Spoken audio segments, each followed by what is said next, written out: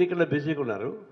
ఇప్పుడు ముఖ్యమంత్రిని ఢిల్లీకి రమ్మని చెప్పడం అంటే అర్థం ఏంటంటే మీ క్యాంపెయిన్ ఆపేసుకొని డిస్టర్బ్ చేసి రమ్మని చెప్పాలి. సైకలాజికల్గా బెదరగొట్టడం.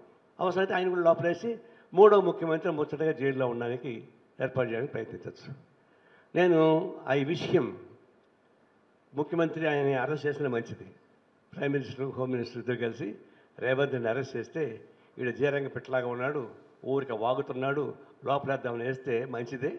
ఆ విధంగా వేస్తే ఇంకా మోడీ పతనం ప్రారంభమవుతుంది. ఈ జీరంగ పెట్టలాంటి ఇంకా పైకి వస్తాడు. ఒక విధంగా అది మంచిదే. అయితే నేను చెప్పేది ఏంటంటే ప్రజాస్వామ్య సొత్తానికి వ్యతిరేకం కదా. మీకు వ్యతిరేకంగా మాట్లాడడం జైల్లో పెట్టడానికి ప్రయత్నిస్తున్నారు. మీకు అనుకూలంగా ఉన్న డకాయిట్స్ అంతా మీతో ఉన్నారు. ఎవరైతే ఆర్థిక నేరస్తులుగా ఉన్నారో, ఎవరైతే హత్యాప్రయత్నాలు ఉన్నారో, ఎవరైతే రేపిస్టులుగా ఉన్నారో, ఎవరైతే డకాయిట్లాగా ఉన్నారో వాళ్ళందరూ మీ సంఖ్యలో కూర్చుంటే వాళ్ళు పవిత్ర గంగోలాగా ఉంటారా? ఎవరైతే మమ్మల్ని వ్యతిరేకిస్తారో రాజకీయంగా, కేజ్రీవాల్ వ్యతిరేకించినా, లేదా హేమంత్ సోరెన్ వ్యతిరేకించినా, రేవంత్ రెడ్డి వ్యతిరేకించినా, ఎవరు వ్యతిరేకించినా వాళ్ళందరూ దేశద్రోహులా? ఇది ఒక విధంగా చెప్పాలంటే కేరళ ముఖ్యమంత్రి కూడా వాళ్ళు టార్గెట్ చేస్తూ ఉన్నారు.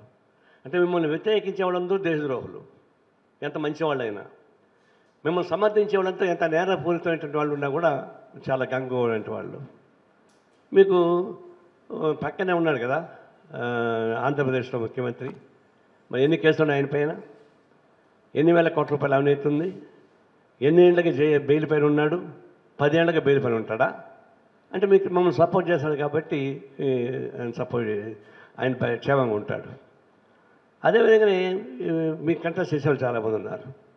ఇవన్నీ చూస్తున్నప్పుడు ఒక కక్షపూరితమైన వైఖరి, ప్రజాస్వామ్య వైఖరి కాకుండా ప్రాక్టీస్ యొక్క కక్షపూరిత వైఖరి ఎట్టుంటుందో ఆ పద్ధతుల్లో మోడీ దిగజారి, బహుశా స్వాతంత్రం వచ్చిన వరకు ఇప్పటిదాకా ఇంత దిగజారిన ప్రధానమంత్రి లేడు.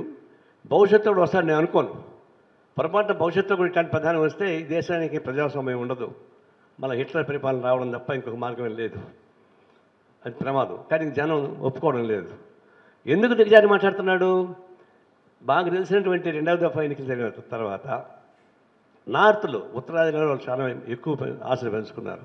అయోధ్య రాముడు కాపాడాలనుకున్నారు. కానీ వాళ్ళకి సీట్లన్నీ వచ్చేటువంటి అవకాశం కనపడలేదు. ఎప్పుడైతే ఉత్తరాది పడిపోతున్నాడో దక్షిణాది అద్దెకి రాదు. ఓట్లు పెరగచ్చు కానీ సీట్లు రావు.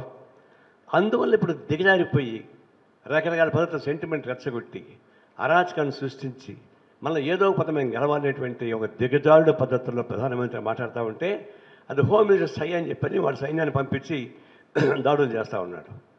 ఇది ఓటమి దిశగా ఉన్నటువంటి ఎన్డీఏ ప్రభుత్వం ఓడిపోయేటువంటి అవకాశం ఉన్న తర్వాత అవుట్ ఆఫ్ డిస్ప్రెషన్, నిరాశ నిస్పృహ నుంచి చూసేటువంటి వాగుడు తప్ప ఇంకోటి కానీ కాదు.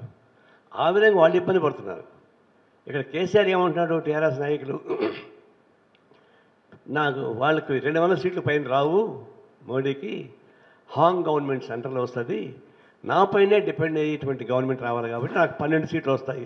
20 సీట్లు ఆయన చెప్పాడు, 15 సీట్లు వస్తాయని చెప్పేసి అని అంటున్నాడు. అంటే అంత పెద్ద ఆవులు వేసేవాడికి 200 సీట్లు వస్తే నీకేం వస్తాయి? నీకు 0 వస్తాయి.